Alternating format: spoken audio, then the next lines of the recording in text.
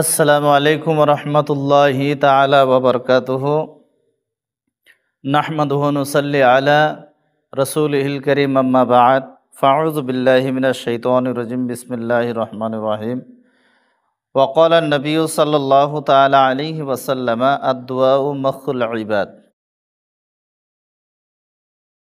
ওয়া ক্বালা আল্লাহু তাআলা ফি শানি হাবিবিহিল কারীম ওয়া নাবিয়্যিহি মুহাম্মদ সাল্লাল্লাহু তাআলা আলাইহি ওয়া সাল্লাম ওয়া আম্মা বিনি'মাতি রাব্বিকা ফাহাদ্দিস। মহান আল্লাহ পাকের লাখ লাখ কোটি কোটি শুকরিয়া যে আল্লাহ রাব্বুল আলামিন আমাক পবিত্র জিলহজ মাহর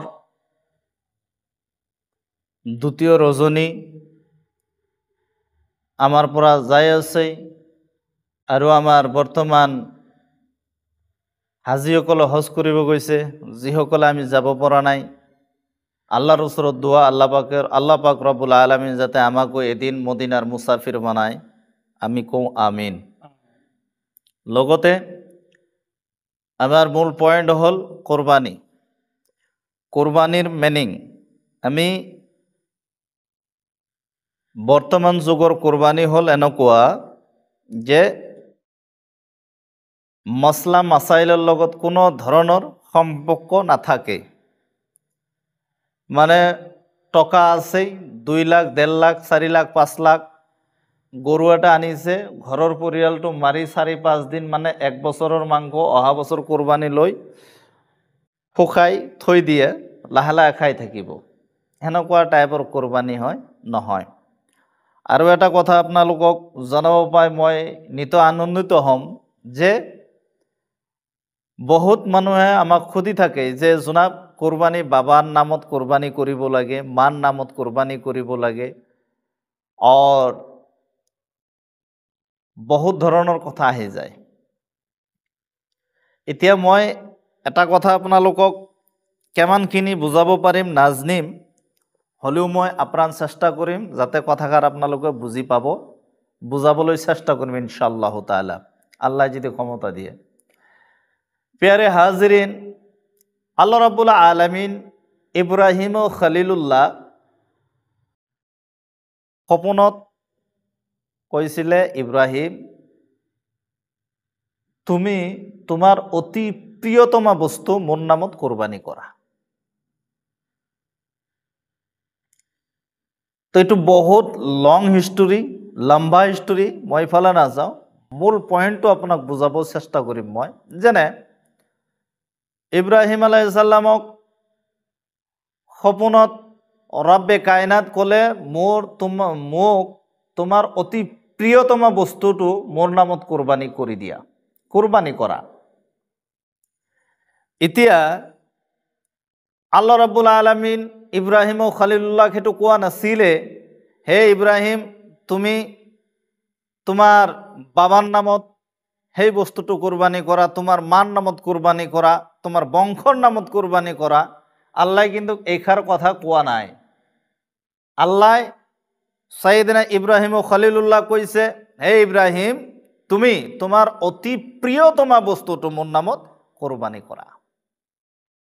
এতিয়া বহুত ধৰণৰ কোরবানি হল, অন্তিম সময় যেতিয়া আহি গল, লাস্ট আকো সপোনত আহিলে, ইব্রাহিম তুমি তোমার অতি প্রিয়তমা বস্তুটো মোর নামত কোরবানি কৰি দিয়া।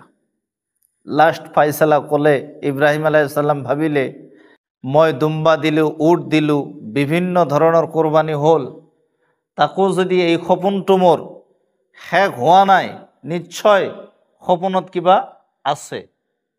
তেতিয়া ইব্রাহিম আলাইহিস সালামে মা হাজরা কলে, ও হাজরা মোর বিবি, তুমি ইসমাইলক ধুনীয়াকৈ সজাই দিয়া, মই এক ঠাইত মোৰ এজন বন্ধুৰ ঘৰত দাওয়াত খাবলৈ যাম। এতিয়া কথা হল যে কোনোবাই কৈ আছে মার নামত তোমার বাবাই যদি কোরবানি দিয়া নাই, তোমার কোরবানি নহয়। তোমার মাৰ নামত যদি কোৰবানি দিয়া নাই কোৰবানি নহয়, তুমি আকিকা কৰা নাই তোমাৰ কোৰবানি নহয়, এনেকুৱা কোনো মাছলাই নাপালো। এতিয়া কিতাপতো মানিম নে আমি মানুহে মুখিক কোৱাটো মানিম? মূল পইণ্ট হ'ল এইটো। এতিয়া কিতাপত কৈ আছে যে কোরবানি হয় একমাত্ৰ কোৰবানি আল্লাহ আৰু আল্লাহৰ ৰসুলক ৰাজি আৰু খুশি কৰিবলৈহে কোৰবানি কৰা হয়। আমি মানুহক খুশি কৰিবলৈ নহয়, আল্লাহ আৰু আল্লাহৰ ৰসুলক খুশি কৰিবলৈ আমি কোৰবানি কৰোঁ, মানুহক নহয়।